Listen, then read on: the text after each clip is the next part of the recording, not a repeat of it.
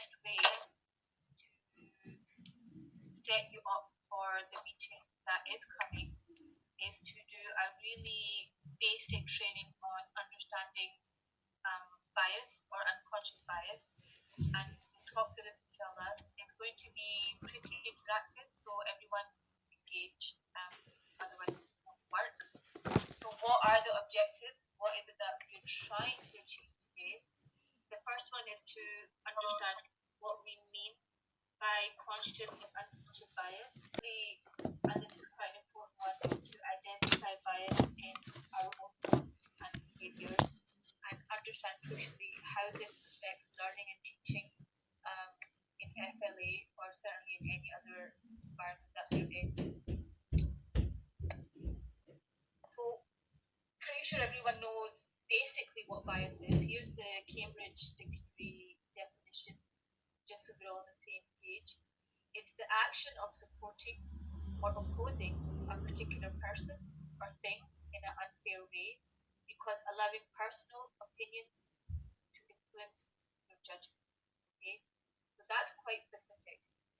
Now, unconscious bias, and here I've taken the definition that is used for higher education, and it kind of broadly of education as a whole.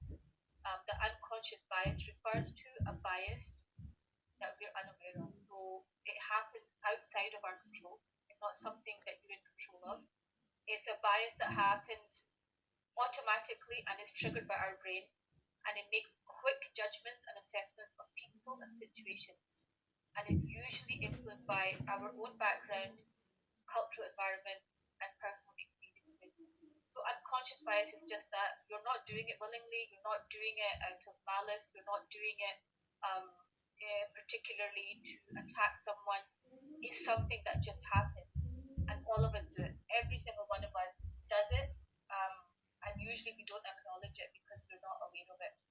So the purpose of today is to begin to try and become aware of it as best we can. So we all have conscious and unconscious bias, of course. Conscious bias is when we consciously make an effort to discriminate against someone, to hold a judgment about someone, to decide that someone is one way or another way based on your own personal feelings and opinions and circumstance. But unconscious bias is what we're going to be talking about here. So in a nutshell, there's lots and lots of things that might elicit a response from us, right?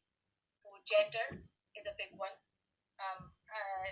The National Women's Council do a very specific training around unconscious bias when it comes to gender stereotyping. They do have stuff on their website that you can interact with. It's pretty good. So gender is right there at the top. Ethnicity is another one. Religion or belief. Usually we as Muslims find ourselves on the receiving end of the unconscious bias and also conscious bias. Perceived sexual orientation, again, it's something that elicits both unconscious and conscious bias. It triggers something in our brain to say, yep, this person is this way. Attractiveness, also age. Age is a big one. Disability, clothing, piercings and tattoos, a specific haircut, somebody's body language, somebody's accent, someone's personality could be a trigger for unconscious bias, whether you know it or not. And friends and family can also be a source of unconscious bias. So this is quite a wide list. You need to add to it should you need. Are there any questions at this point?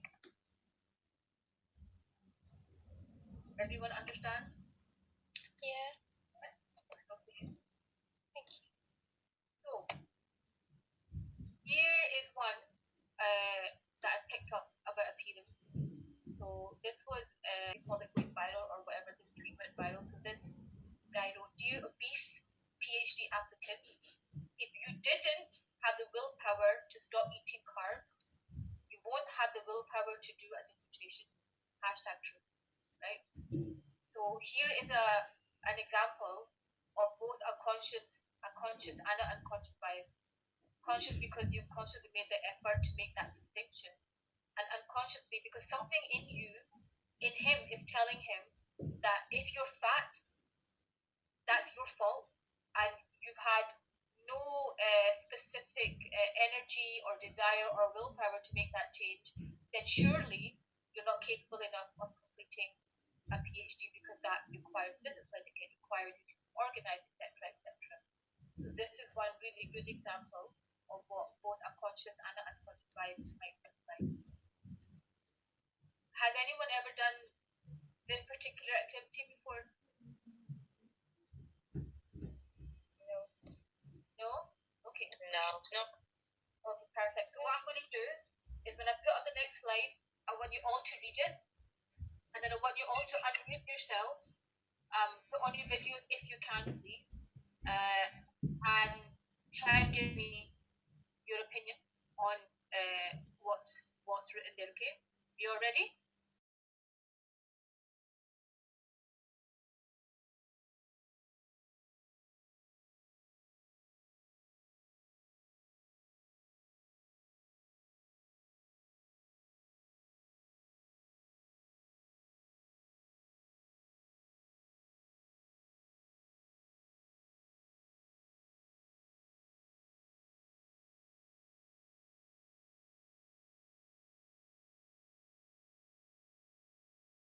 So the surgeon is the mom?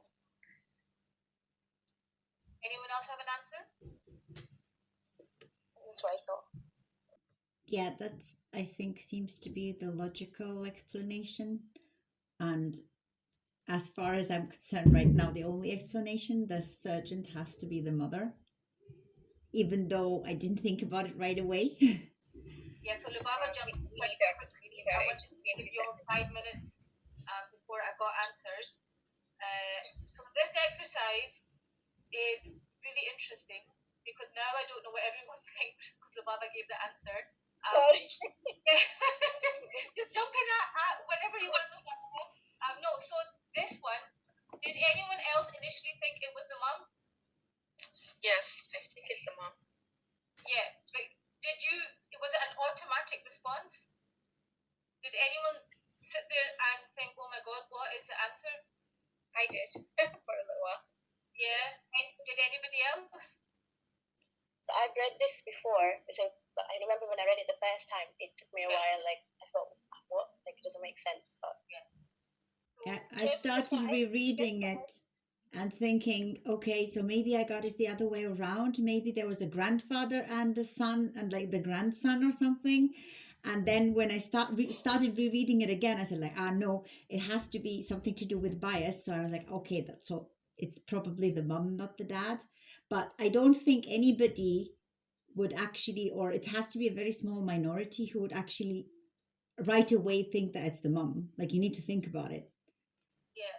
So I've done a similar exercise to this, but it wasn't about a surgeon. So I guess the point of the idea is that when you talk about a profession such as being a surgeon, you automatically associate that with being a male. So you're not going to think the surgeon's the mom straight away. I guess that was the point of the exercise. Well, this exercise is interesting because the vast majority of people do take a bit of time for the conundrum to figure it out, because your brain doesn't allow you to automatically think that the mother could be the surgeon, because you're wired, because it is a male-dominated field, to think that surgeons are normally male, right? And it's also a good one, because when people are told the answer, they kind of take the back, both men and women. And interestingly, this is not a male-female divide; it goes across the board. When people have done this exercise with both males and females, the results have usually always been the same. Everyone kind of struggles to think. This is because unconsciously you're already wired, for whatever reason, whether it's through social interaction, media, whatever it is, general perception of life, that men tend to be surgeons. The same is true for other people. Yeah. It's also the language, because in English language there is no feminine and masculine. So where I grown up on Arabic language, which straight away differentiate, you don't have this instant thinking about whether it's the mom or the dad. So when I read it, I was reading it with the mind of Arabic language. So oh yes, surgeon, yeah. So it's the language. It's not probably it's not the mind. It's what you put in the mind. I think it's also maybe the text itself, it feeds the bias in a way, or it tries to trick us, because I was actually thinking now, if, let's say, it would be said here that a father and a daughter were involved in a car accident, like everybody else who is involved in this text, right, who is in this text, they are male, so you automatically think male. If it was father and daughter, then maybe more people would think that maybe there's a mother as well. But because it's father and son, so both of them are male, so automatically we're all thinking about males. Yes. So here is a Also, great the example story of reminds me of another story because it came the same thing happened, but who you treat first? Is it the father or the son? When they both are injured, and probably sometimes there's only one place in the ICU, which one you put in? So we always go with the younger one and leave out the older one. So can you take this as a bias as well? Probably not, only because these are the decisions that in the health field, they're made on a daily basis in terms of, if you have limited resources, whose longevity of life, whose quality of life is better. But this exercise is a good introduction to just understanding how our brain is wired to think across all the fields. So Mary Rowe here, she contributed to the whole field of gender bias, and her research from 1973, so these definitions that you get here about what macro and micro biases look like. So micro biases are small, they're subtle, they seem to be meaningless in general, but when you put them together collectively, they become significant.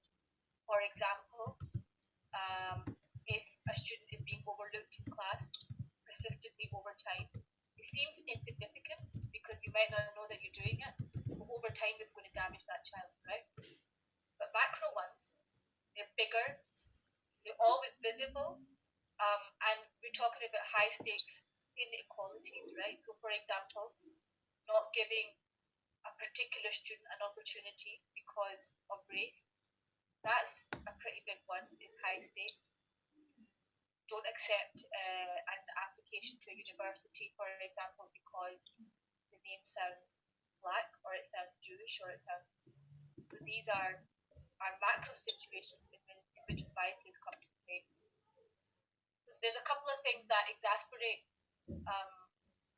what our biases are, right? So in groups and out groups is the first one, and confirmation bias is the second one. Now for this exercise, just that piece of paper that I asked you to have you all got a piece of paper? You can just put your hand up, that's fine. Yeah? Perfect. Draw a line in the middle of the piece of paper, and on one page, write down on one side, write down the 6 people you trust most in the world, and make sure to leave a space. The 6 people in this whole wide world that you trust are these. Write their names. Mine, do you have to write 6? No, if you don't have 6, you can write 2, 3, 4, however many you would put in that category of implicitly trusting your close circle. Okay. So by the way, your family doesn't include, sorry, I should say at the beginning, your family doesn't include that's obvious. So your mom, dad, and siblings, don't include them. Instead of them, who do you trust the most? Who is your inner circle? That's really hard. That's what I was going to say. That's just made it harder now. That's very hard to check.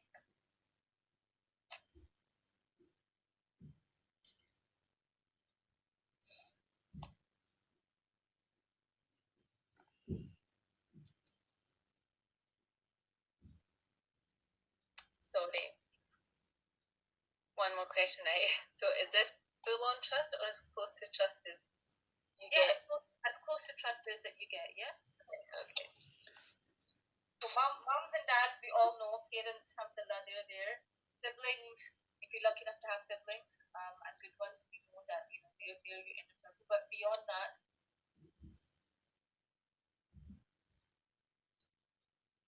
Can you include your children and your spouse or no? no, Okay. no, beyond that.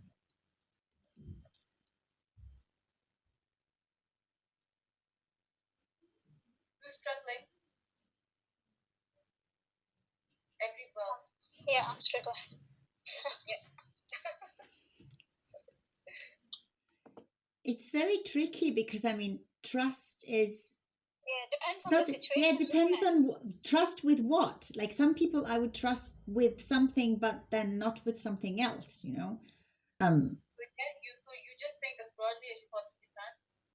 See, usually in the professional world, they're bound by confidentiality, but in the personal world, they're not. So you'd kind of feel like, yeah, maybe you trust your doctor, just, I don't know who. So people that you trust are people that you spend your time with, the people that, you willingly give your time to, people that you trust. Trust with your personal. It could be your personal problems. It could be just sharing a coffee together because you're giving them that time. You're sharing your life with them. You're sharing parts of yourself. So you have to trust someone in order to be able to do that, right? So friends come into that category. Friends. For some people it's colleagues. For some people it's neighbors. So trust. I've left it open because I want you to think broadly. People that you trust are not just people that you trust with confidential things, right? If I trust you enough to give you 2 hours of my day and share with you what I've been doing, that's a level of trust. Trusting you with something that is very confidential, that's a different level of trust. Knowing that I can pick up the phone and somebody will always be there on the other end. Who is that person? That's a different level of trust. You may not even see that person every day. That person may not even be a sibling. It could be a friend. So trust goes across the board. Who are those people? And the names here are not, so you just need to write down their initials or their names, whatever you fancy on your computer, yeah? I'll give you 1 more minute, then we'll move on.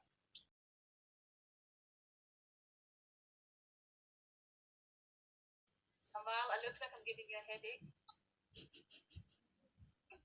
No, I am not.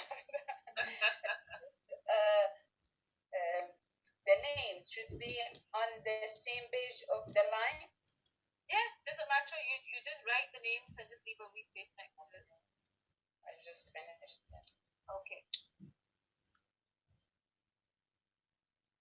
So the purpose of this is actually a little bit less complicated than you might have thought. I want you to look at those names and I want you to see how diverse that group of people is. Oh. How diverse in terms of age, ethnicity, cultural background, religious background. How diverse is that group? Does anybody want to share? Just in very basics, their majority this or the majority this. You don't have to name names. Yes. Yeah. I choose three females and 3 males.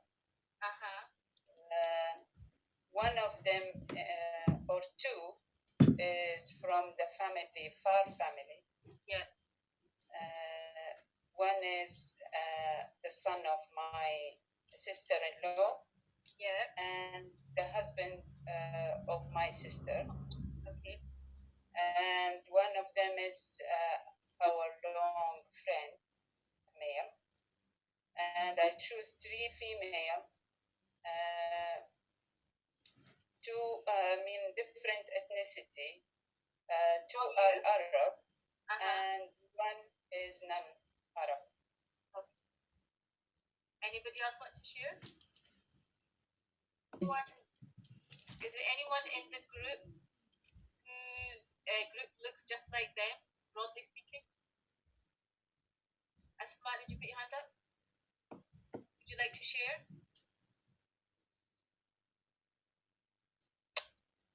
The people quickly fill in the 6 people. But they're all very similar background and mind frame as me, so I just can't think that they're different. And I actually have 8 people, not 6, because I couldn't leave 2 out. Okay, fine. And if I looked at all of them, I think, okay, if I had to, if I need this, who would I call? And it'd be all of them. If I need this, who would I call? I'd think of all of them. So, alhamdulillah. Anybody else want to share? Just one last person. I have 1 male in my list and 4 females, and I have Arab, not Arab. I have all of them. They're Muslims. Yeah. But they're Arab, non-Arab, and there's African and Asians. Okay. Yeah. A pretty diverse group then. A pretty diverse group then.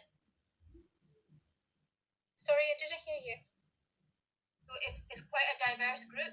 Oh yeah, it is. Yeah. It's just like it's hard to find, especially the males. It's hard to find some people you can trust outside the family, but they're like in-laws and friends. Yeah. Fair enough. So the purpose of this exercise is just to introduce you all to the concept of in-group bias and out-group. So in-group bias is our tendency to favor our own social group, right? That's called in-group. More than groups of who we're not a member, they're called out-groups. Sometimes we tend to think in broad brushes.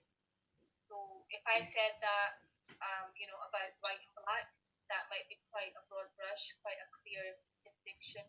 Muslim, non-Muslim, quite a broad brush, quite a clear distinction. Male, female, again, it's a clear distinction, right, of an in-group and an out-group, a group that we definitely not part of. But these in-groups and out-groups are much more layered, they're multifaceted, and every single one of us are influenced by it. Okay, so the people that we are always talking to, that we always look to, that we share our ideas and where we get our ideas from, all of our unconscious biases also come from these same places. Because we tend to, project that onto each other. And out-groups where we are not members, we tend to have unconscious biases about. So what are some of the factors that influence which in-groups we choose and which out-groups we choose not to be part of? So physical characteristics like age, gender, race. So females, of course, we're Muslim, so the people that we're close to with our family tend to be female. Age is also one, because when you're 20, you're doing different things from when you're 60, right? So you don't have things in common. Race, a lot of people tend to feel most comfortable within their own race because there's less fear of being judged, there's less fear of being misunderstood. Then there's other things like hobbies and interests. If you love sports, you love to be outdoors, but somebody else doesn't, that's not going to be an in-group for you. Similar lifestyles also affect who your in-group is. So you have kids, you don't have kids. People that have caring responsibilities will understand that people that also have caring responsibilities. Similar backgrounds, so being from the same place or the same town, having a similar family background, having studied at the same university or the same college. So all these links is what creates our in-groups. And I've added one, so if you see the answer, I've added one that can sometimes affect intra-Muslim in-groups, is perceived Islamic practice. And that can be a big one to divide an in-group and an out-group, and our biases that are either conscious or unconscious based on that. It makes sense. We have a natural tendency, every single one of us, every single human, to prefer people who are like-minded. Okay? So comfortable. In-groups are also the people people who we tend to favor, who we treat more favorably, who we make more time for, who we give more excuses for. And outgroups are the people who we feel less safe with, who we're not comfortable around. And there's a perception that they might treat us dismissively or with disdain, right? So these are the distinctions that we need to be aware of. Am I clear with everybody? Anyone need any clarification?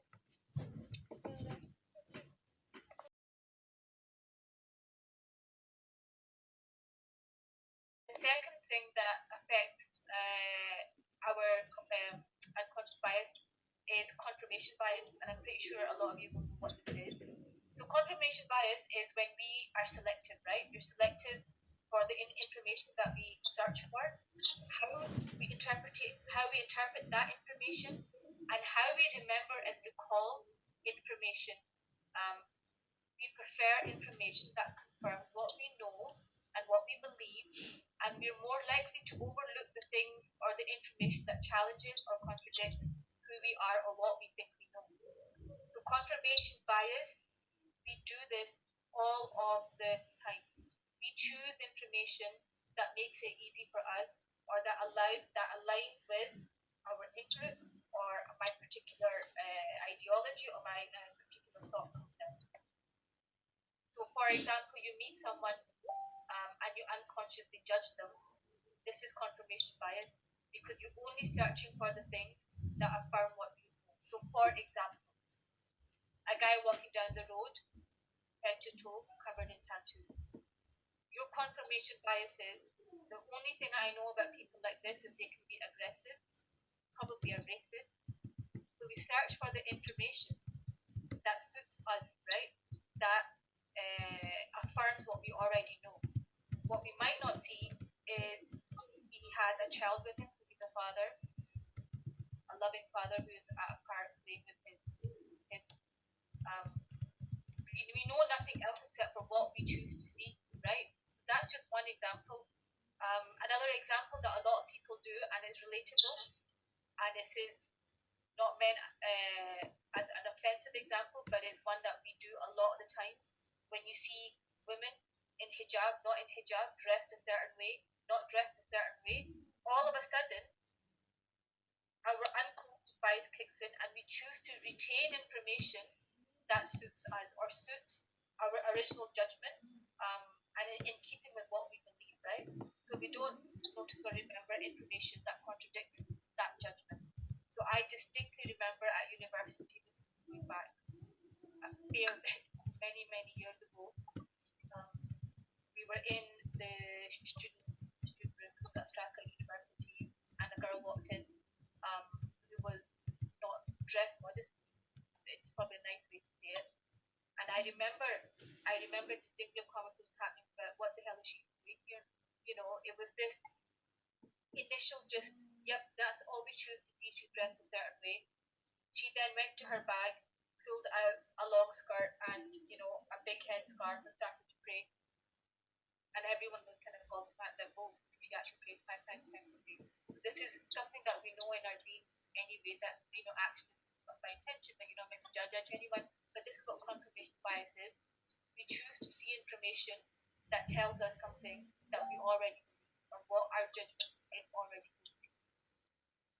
So crucially, the bit that is important for us, how might unconscious bias impact our teaching and ethics? Okay. So we can have bias in friendliness, we can have bias in how our body language is towards other staff. This bias can creep into teaching and learning. So what we choose to teach, how we teach it, what information we miss out, what information we give. And the last one is bias in judgment calls. All of these things, I'm not saying they do, I'm saying they can. Based on the fact that we are a learning and teaching facility, all of these things can take place based on our unconscious bias. Before we go into this, any questions, any queries, any clarification? So, what kinds of things generally can create bias in teaching and learning?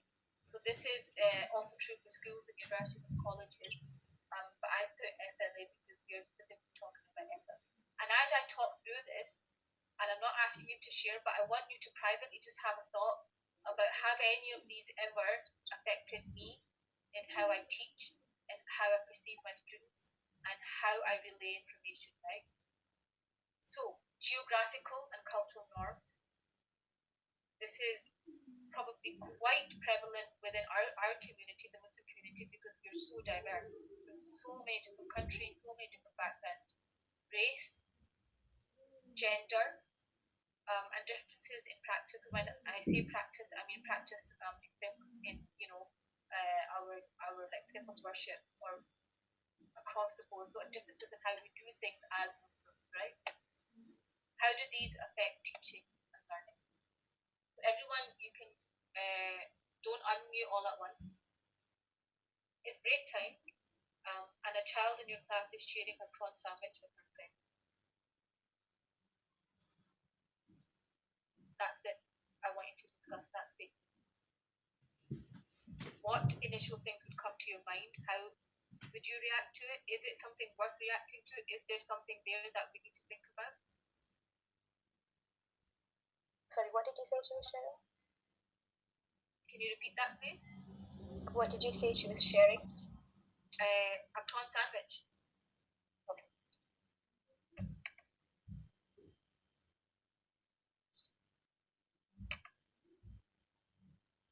Any thoughts?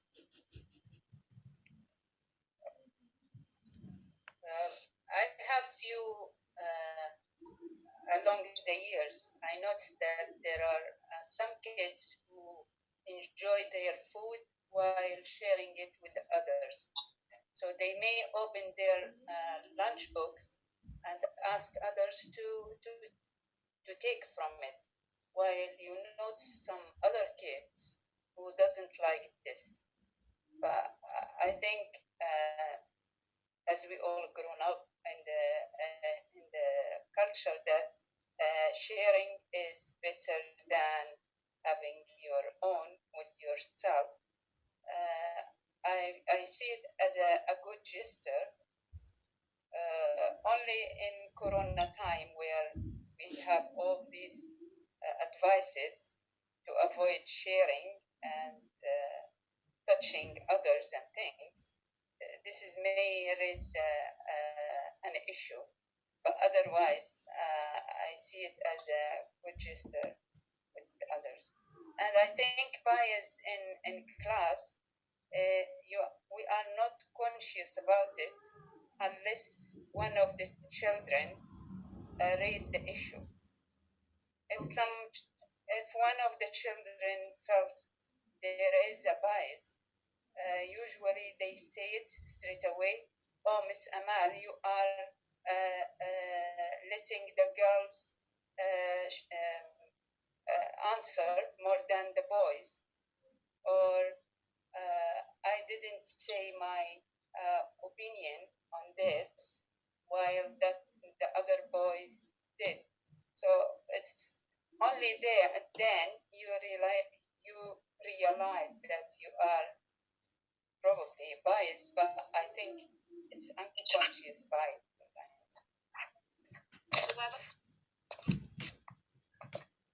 Were you going to say something? Sorry, no. Oh.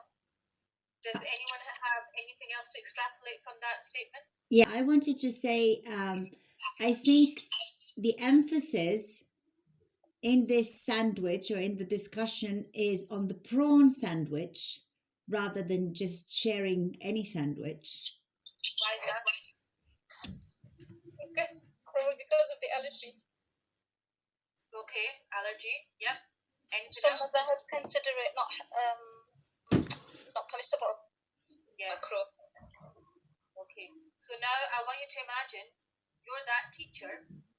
You don't consider it permissible. How do you deal with this sharing of a prawn sandwich in a class?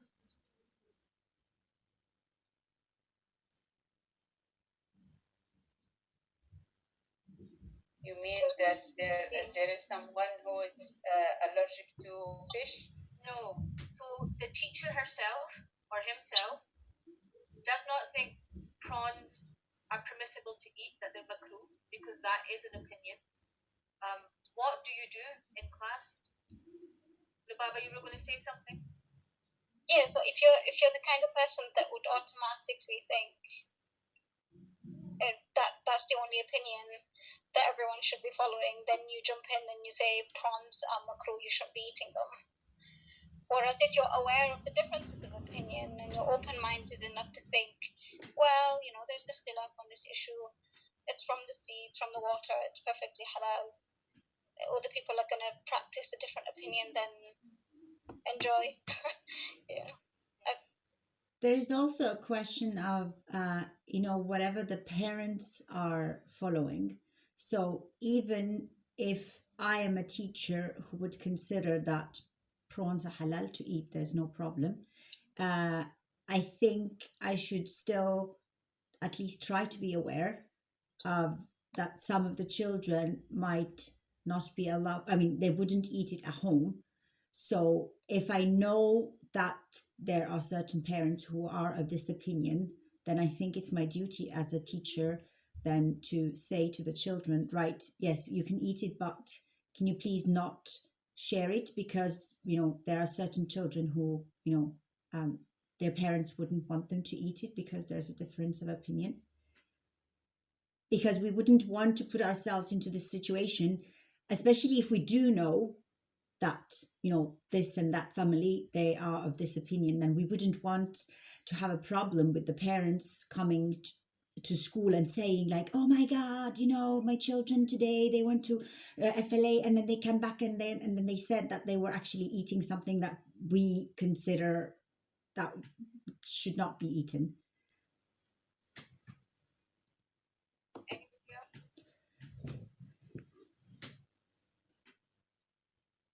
Okay, so I've got a couple of these statements, and the reason for them is because I think it's important to understand that our biases can come from our own personal opinions, and especially in FLA, it's really important to keep an open mind and to arm yourselves with the knowledge that you need to understand why people do things differently, right? Rather than so here's another one, and I left it by purpose. Adina and Ayub are both struggling with their Arabic homework and often come to class empty-handed.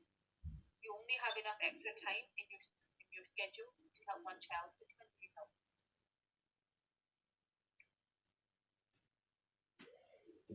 So feel free to ask questions, get clarifications. We want to talk through this problem. Empty-handed mean not having done the homework? Say that again, Nababa? By empty-handed, do you mean not having done the homework? Yeah. I would ask, please, is there struggling because of their, they're not giving much effort doing the homework, or is that because they don't have that much time at home, or is that they don't get help from their parents? Okay. Yeah, they're valid questions. Because if they're not, because if I know two people, and one of them is struggling because let's say if she or he try his best, but he can't get that much out of much. And I have someone else who's just like he doesn't want to. I would probably give my time to the person who tries more, so I know that he will use my my knowledge or my my time.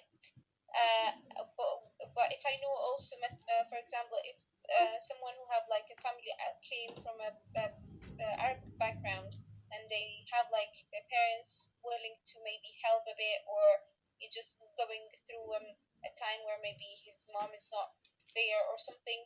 I mean, like he can have help from somewhere else.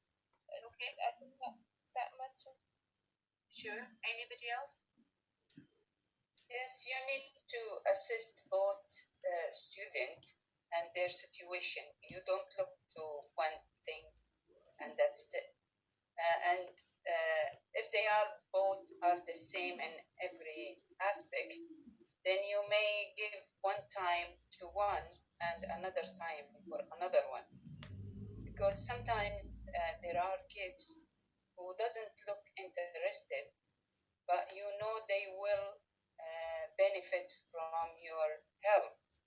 Maybe not at that time, but later on, you will find a difference. When you, for example, if you take one who doesn't care and you take it like he doesn't care, so I should give my time to someone who's more careful. Then you may lose a chance, or you made the other one loser by your bias, and you haven't done. You will not be happy with yourself doing this. If you come later, well, you have to give it a try, even if the child doesn't care. You have still to give it a try and see. After some time, you can assess again and see if he's showing any advance or showing any good signs of being learning this subject while he think he doesn't care. Yeah. I have few students, if you miss a chance with them, then it's a lose for everyone. Well, Sarah, you had your hand up?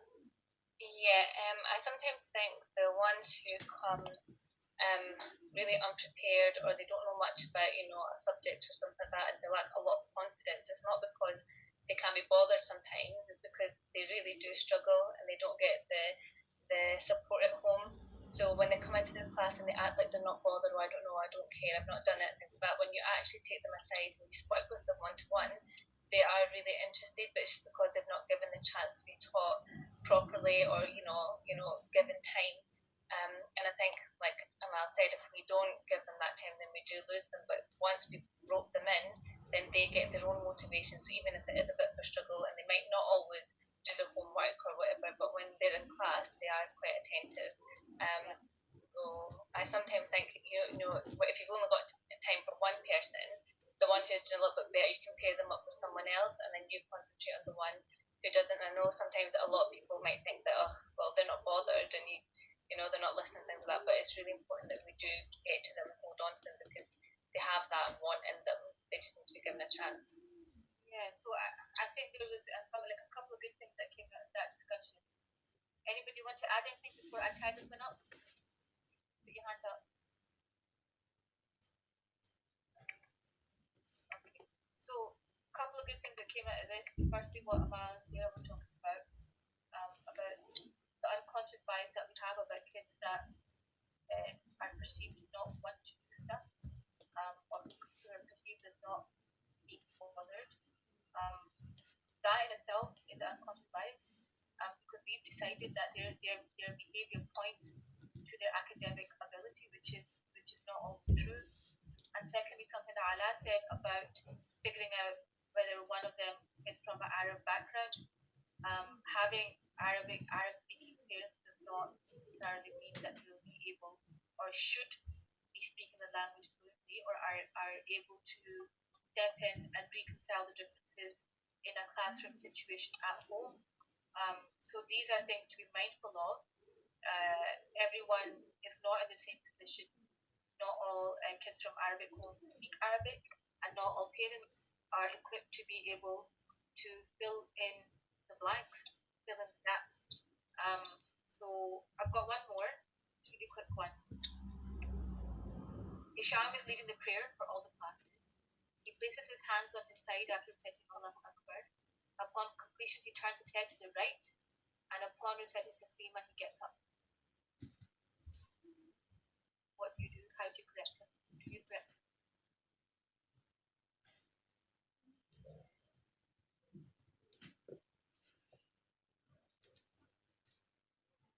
Well, in my opinion, when you make one of the children lead the prayer. Sometimes most of the kids, because when in the general gathering of the FLA for prayer, we usually choose someone who's done it before, or they are good in saying the prayer. They know what they say, but this made others doesn't bother about learning.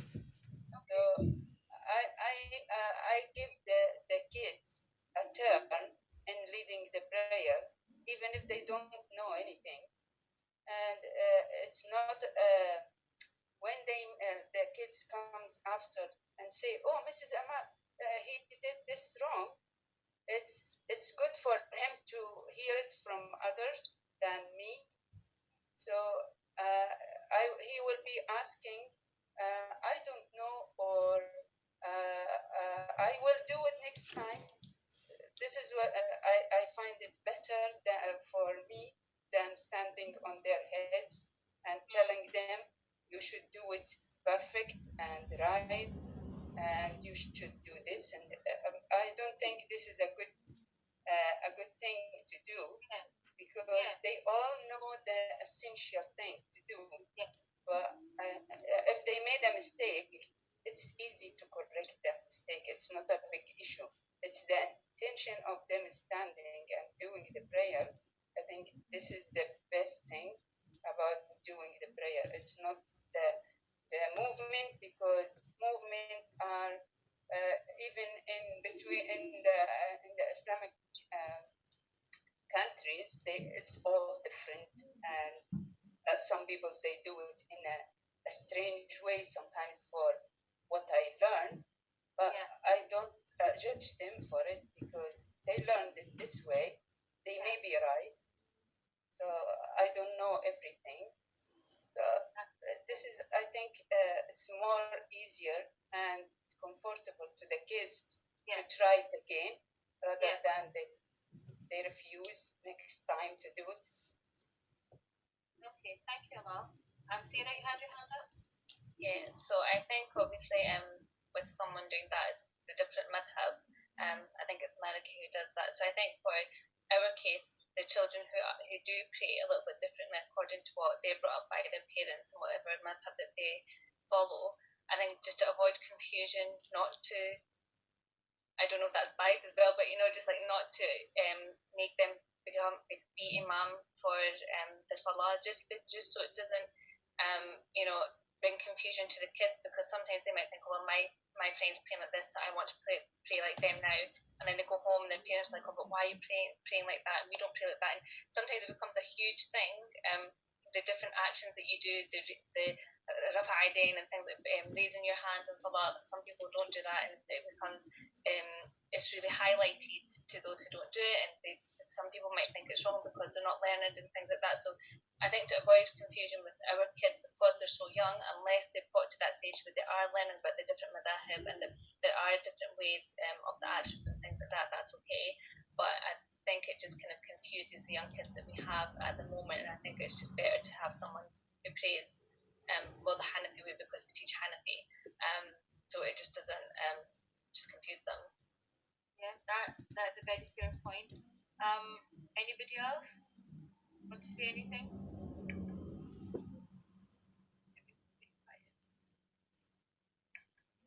No?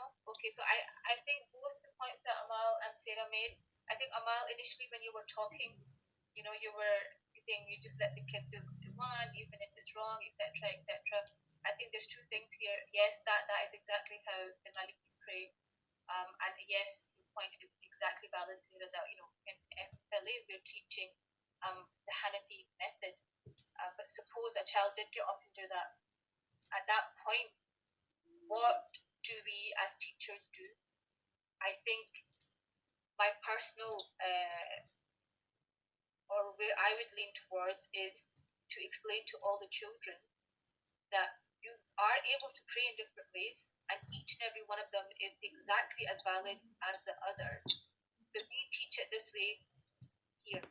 So if, for example, we do happen to have a child who then leads a prayer and is from a Maliki background, the children kind of know or they're prepared to know that there are differences, but to tell that child to change their way of praying would be an unconscious bias coming to play, because they really shouldn't have to.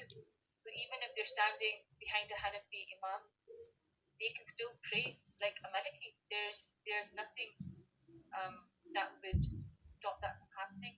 So these are not all black and white. They're very grey areas and situations. But I think these situations will and do arise in FLA simply because we are so diverse, and we have chosen to adopt one particular school of fiqh because the majority follow that.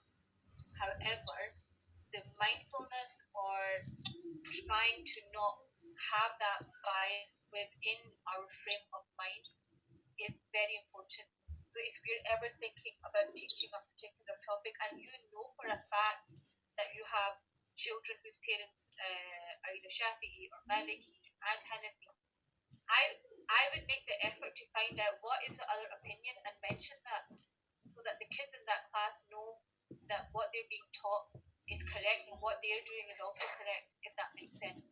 So it's a little bit of extra effort, and sometimes rebuking a child because we don't think about it. I've done it. I know people will do it because there's a lack of deeper knowledge. There are certain things that are all 100% permissible. We just don't know that it happens to be from a different perspective.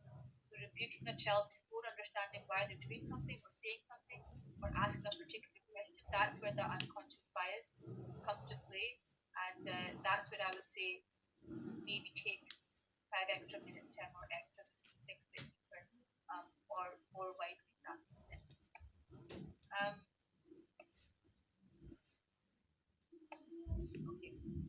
So just to kind of give a broad approach to how our unconscious biases do affect all we think in FLA, and there will always be opportunities for where it comes up. So we've spoken about the issue of different methods. So Islamic studies is essentially where that comes into. The Arabic language, because there's a distinction between children that are born to Arabic-speaking children and those that are not, need to be quite clear about how our biases affect how we teach that. Quran is the same. There's different ways of learning the Quran. There's different tajweed, there's different things that we need to be aware of.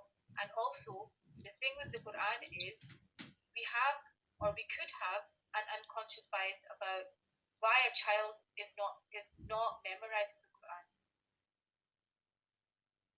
This is a really important one because we have a big emphasis on memorization, and sometimes we can put it down to laziness or lack of support at home, and it could be either of those things, but it could also be something else.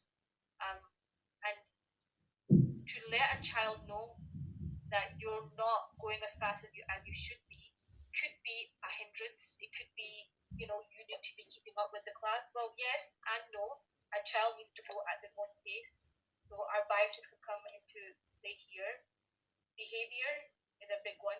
I myself am a very impatient person, as Caitlin can tell you. I don't do well with young children. I don't have knack for it.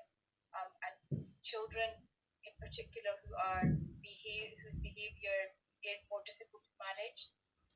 There's all sorts of biases, all sorts of unconscious biases that I can think about that have come into play. It's a boy. That's why boys are generally, more unruly than girls. That's one big one.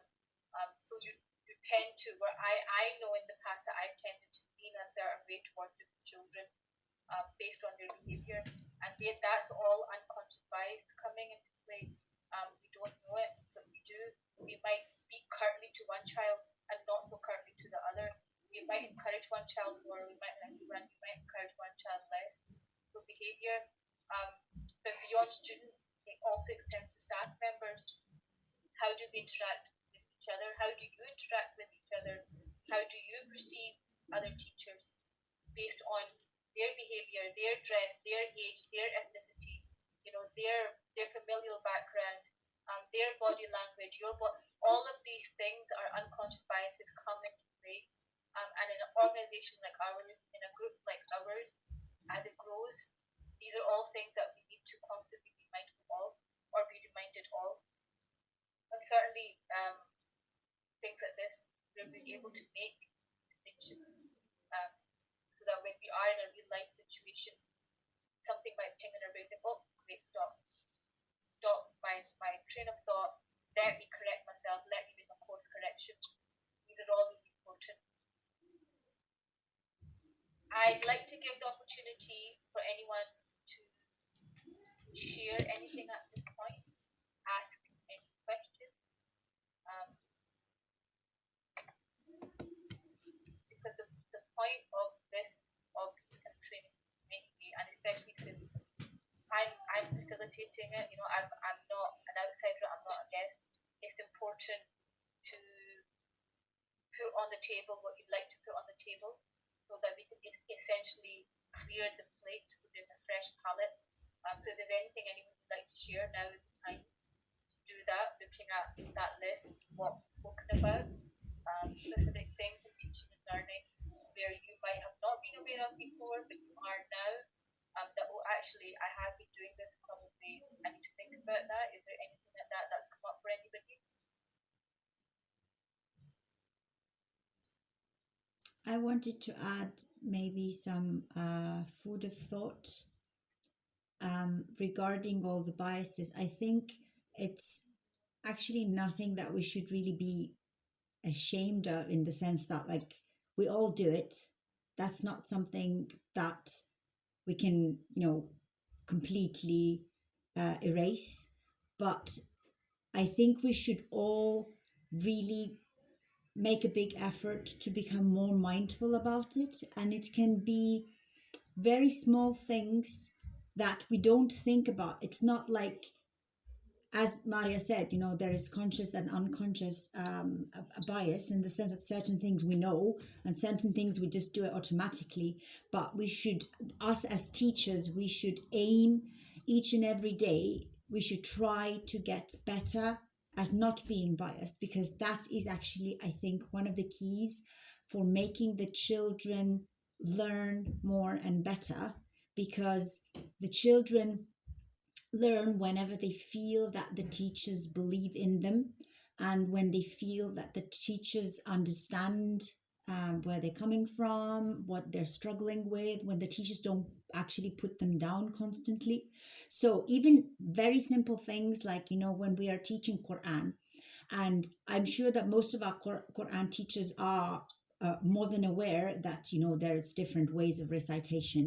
But if we are teaching one certain way, which we have chosen for FLA, the same as for prayer, it doesn't make the others incorrect. But whenever we are then correcting the child's pronunciation, and we see that maybe they get embarrassed, or, children, for example, who have Moroccan parents, they pronounce certain sounds differently, but just to make them aware that we know that this is a different way, but this is the recitation that we're teaching in FLA, so that they wouldn't feel embarrassed and they wouldn't feel bad, because otherwise the next time, they will not even want to, give an effort, and they will become very much, oh, I don't care, I can't be bothered.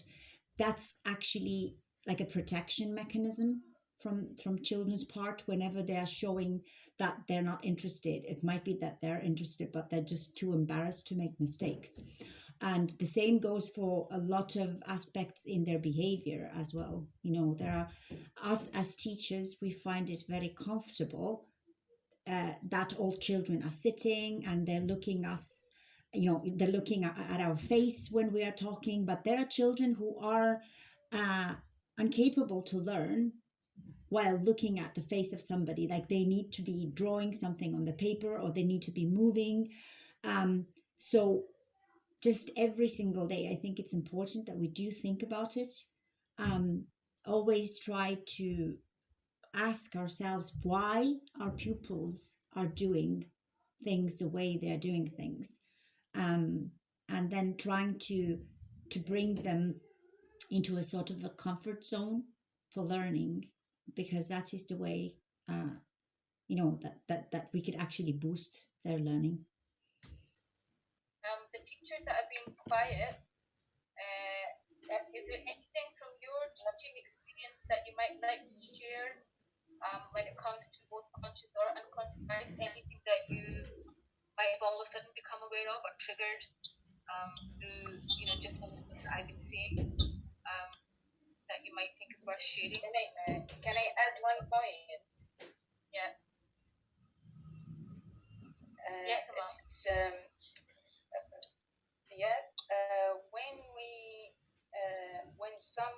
when one of the kids point out your bias, because it was unconscious, you sometimes refuse to acknowledge, and you keep doing the same thing because it's unintentional. So you sometimes refuse to acknowledge it. This is where the problem is. But if you think about it and you said, yes, he is right or she is right, then I need to change my strategy so they don't feel me choosing some on others. This is probably better advice rather than just insisting that you are right and you don't have any bias, or you try to explain to the child that you are not. It's not worth it to get into discussion with them.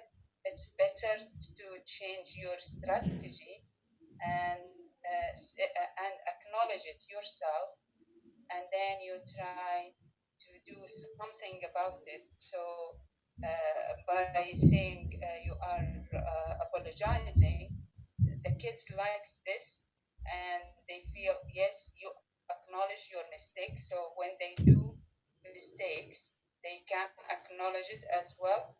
So it's a double learning between you. Certainly, when we teach kids, we are learning more than we giving them information.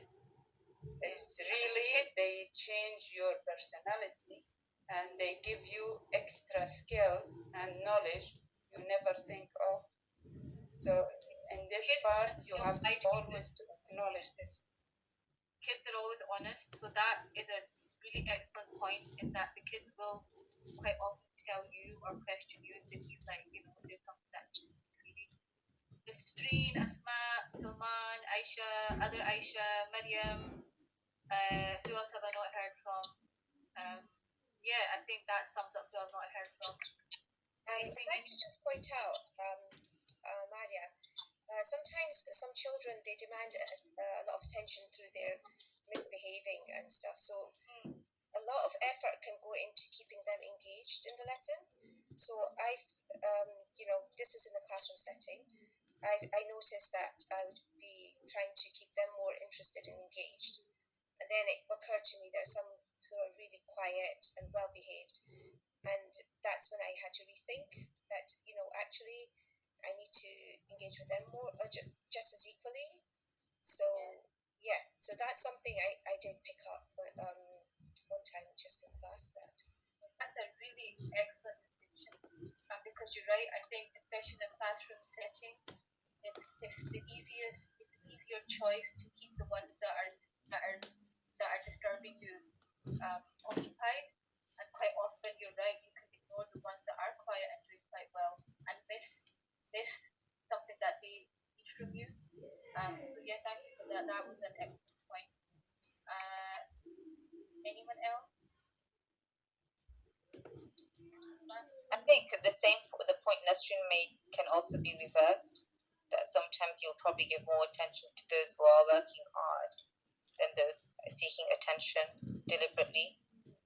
And then it just becomes like, okay, whatever, you know what, you ask those, or we'll try and get more out of those who are, consistent. So I think the point that's been made is really good, but it also can be reversed.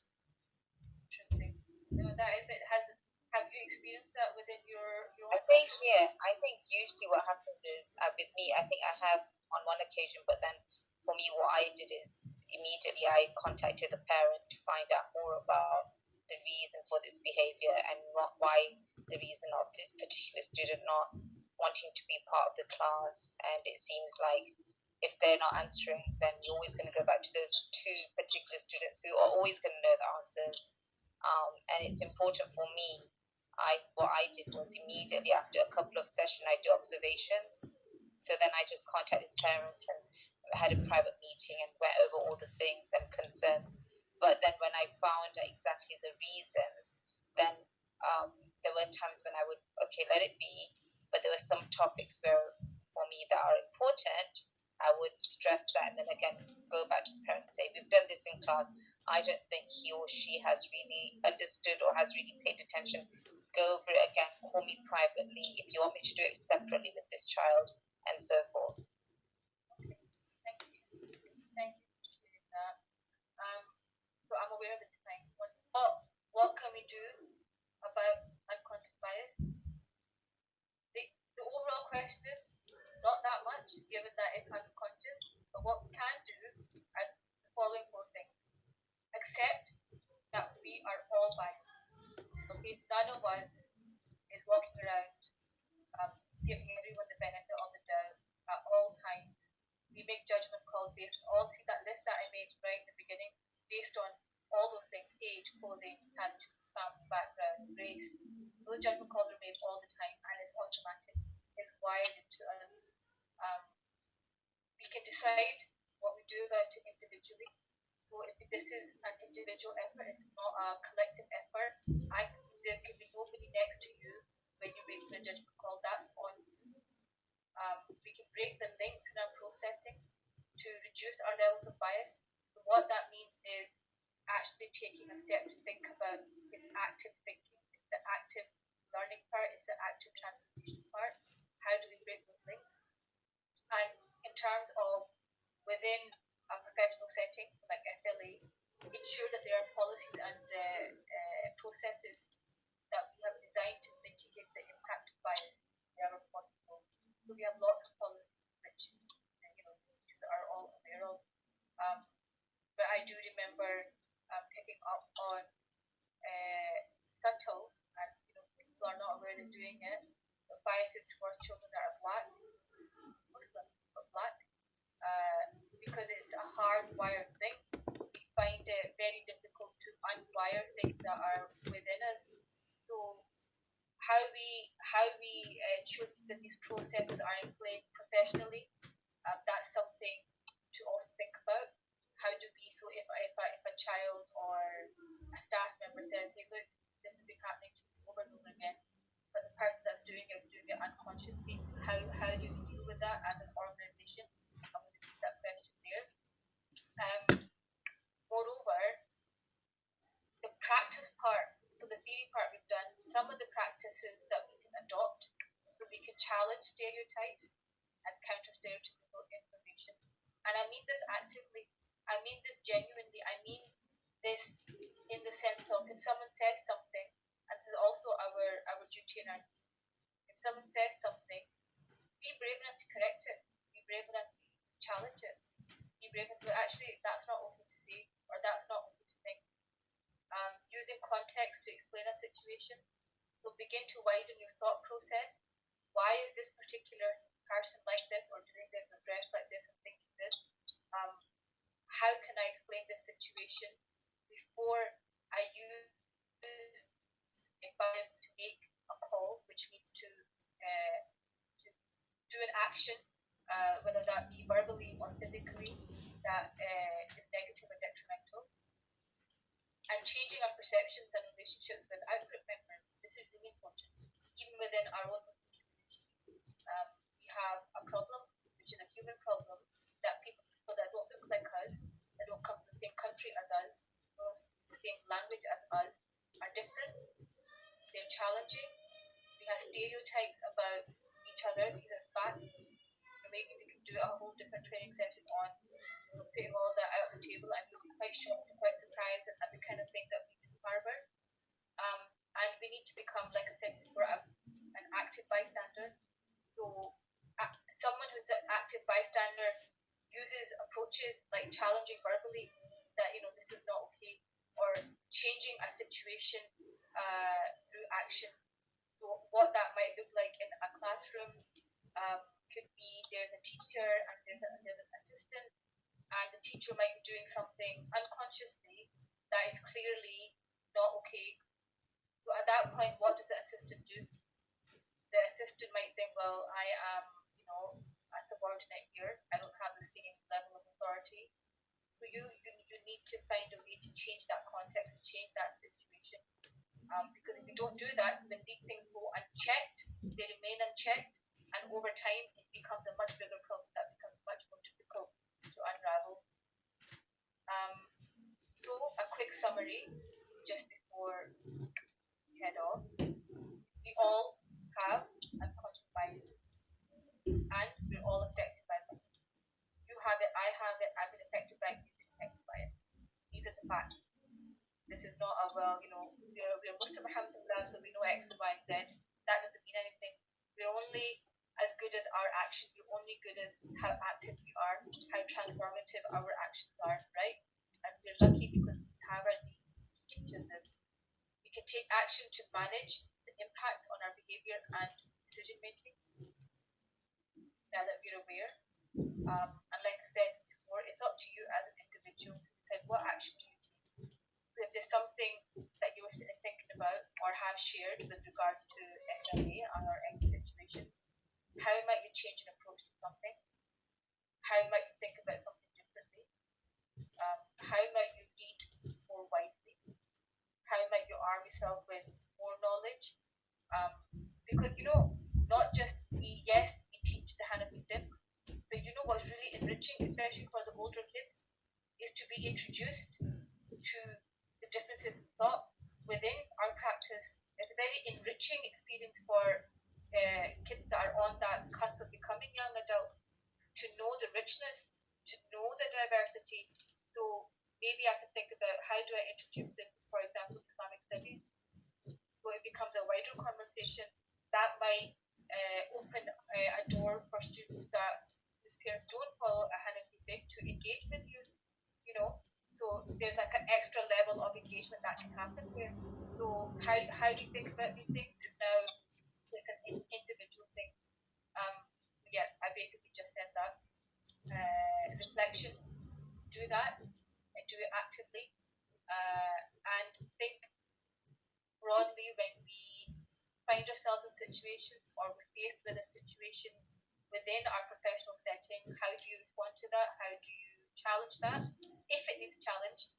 And what kind of things do we do to make sure that situation doesn't happen again? These are just a couple of resources that I use, just for your reference.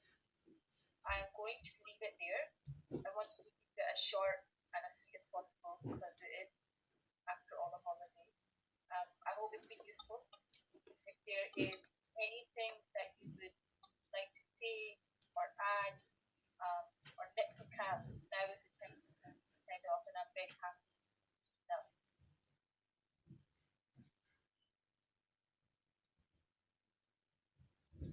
Jazakallahu khair for raising the issue. It's really important. We are aware of it, and apply the subconscious to make to be sure that we all are biased, and try to avoid it in any way of it. We all do mistakes, but it's the good of us is those who tackle their mistakes and correct it and apologize when it happens. And it's really a good issue to educate yourself about it and to know more about it.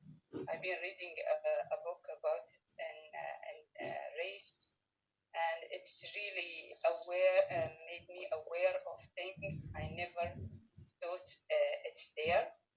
But alhamdulillah, you find that we've grown up in a way, we have different ideas, and we apply what we learn from birth on the outside world and how we perceive everything around. And many of it is wrong, and you need to update yourself with the surrounding. Alhamdulillah, now there is more awareness and more people who